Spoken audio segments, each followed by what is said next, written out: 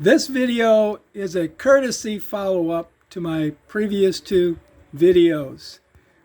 When I left off in part number 2, I had a good idea to use the this puller, hammer puller, to remove the bearing, that's the old bearing, you see it right here. I put this number 8 washer on the back with 2 nuts. I slid this in, put the washer on the back, put 2 nuts on it. I recommend using 2 nuts so you don't strip the threads.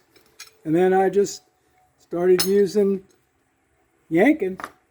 I just started yanking, using elbow power until this bearing came out. And I can tell you it was a lot harder getting it out than it was putting the new one in. But, as I showed you before, I stripped this bolt because I did not see the stop behind the bearing. And anyway, so I had to come up with something to replace that, which I just found this at a local box store. It's just a 7-inch bolt with 2 nuts.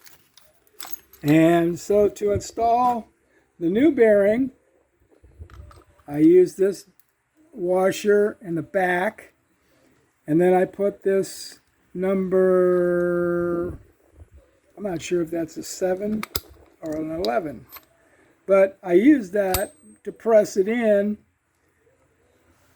with double nuts on the front and a socket that I also purchased, 1 1/16, which fit right on there like so.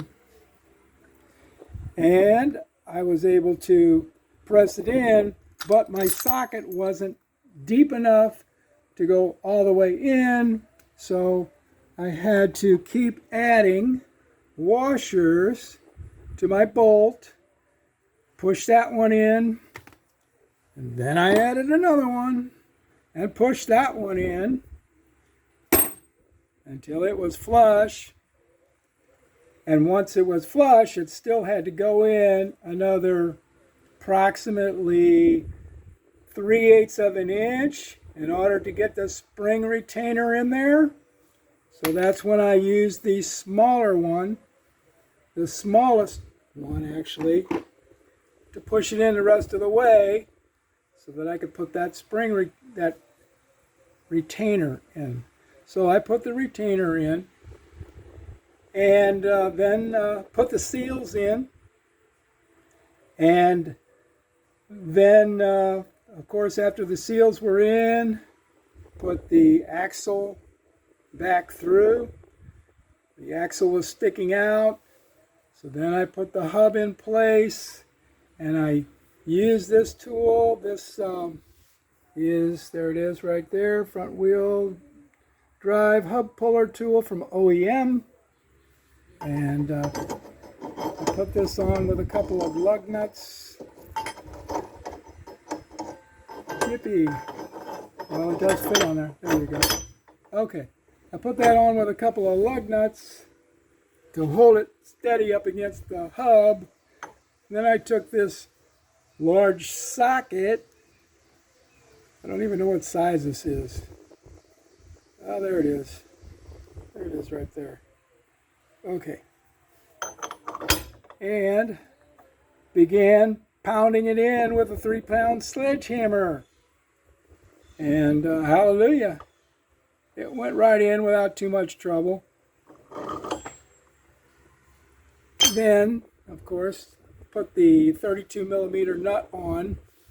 And at that point, it was almost home, but not quite. So I gave it a little bit extra that it needed with this tool right here, which is also an OEM tool, which I bought at AutoZone. They're not expensive. I think I paid $80 for that.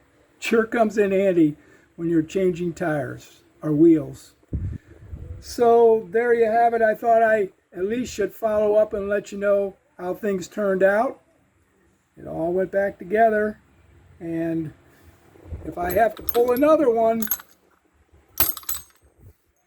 instead of stripping the bolt, I'll use the right size washer.